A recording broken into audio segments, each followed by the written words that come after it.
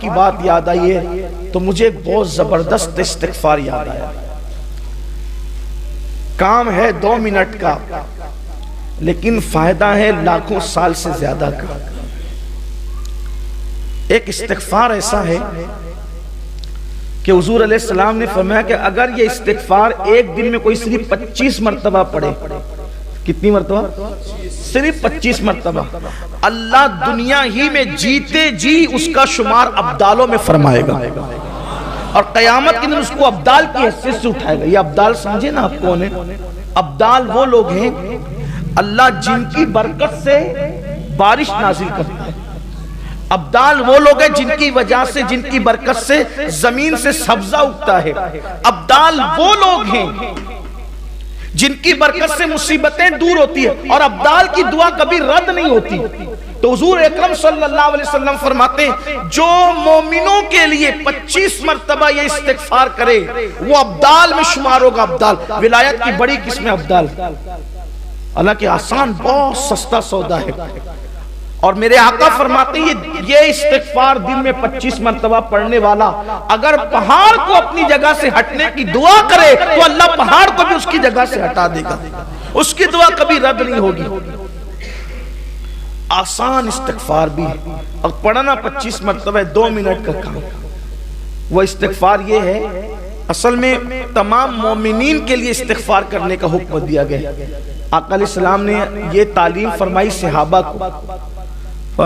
استغفر اللہ لی ولی والدی ولی جمیع المسلمین والمسلمات والمؤمنین والمؤمنات الاحیاء منہم والاموات. جو اس استغفار کو 25 مرتبہ پڑھے روزانہ یعنی تمام مومنین کے لیے جو استغفار کرے وہ مستجاب الدعوات ہوگا. اس کی دعا کبھی رد نہیں ہوگی اور اس کا شمار ابدالوں میں ہوگا. اس لئے اس کو یاد کرنے آسان ہے. استغفر اللہ لی ولی والدی ولی جمیع المسلمین والمسلمات والمؤمنین والمؤمنات الاحیاء منہم والاموات.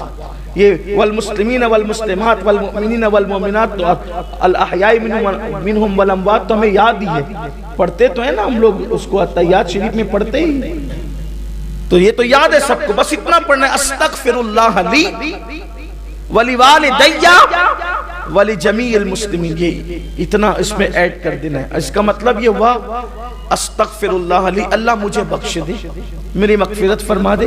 ولی والدی اور میرے ماں باپ کو بخش دے. ولی جمیع المسلمین والمسلمات اور جتنے مسلمان مرد عورتیں سب کو بخش دے اور جتنے مومنین مومنات سب کو بخش دے اور زندوں کو بھی بخش دے اور مردوں کو بھی بخش دے. یہ اس کا مفہوم ہے. 25 بار پڑھے. استغفار کی کثرت کرو. اور استغفار کی کثرت صرف گناہوں کو مٹاتی نہیں ہے. استغفار کی کثرت درجوں میں اضافہ بھی کرتی ہے. استغفار کی کثرت رزق میں برکت بھی عطا کرتی ہے.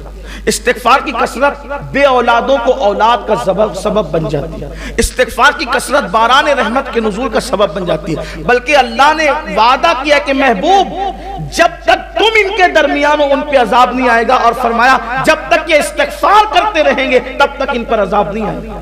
جب تک بندہ توبہ کرتا رہے استغفار کرتا رہے وہ عذاب کا شکار نہیں ہوگا. اس لیے ہمیشہ اللہ کی بارگاہ میں استغفر اللہ پڑھتے ہو. آقا کریم صلی اللہ علیہ وسلم کا فرمان ہے کہ میں خود ایک دن میں 70 مرتبہ استغفار